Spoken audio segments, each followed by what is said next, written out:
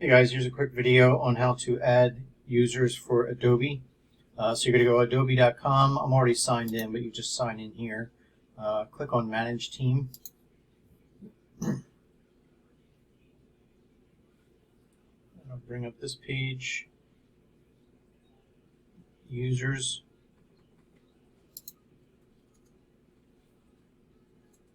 And you can just say Add User here.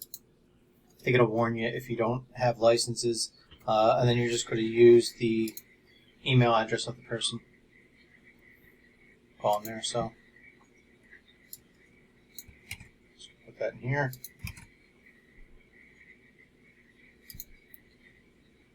Select products, usually Adobe Acrobat Pro DC.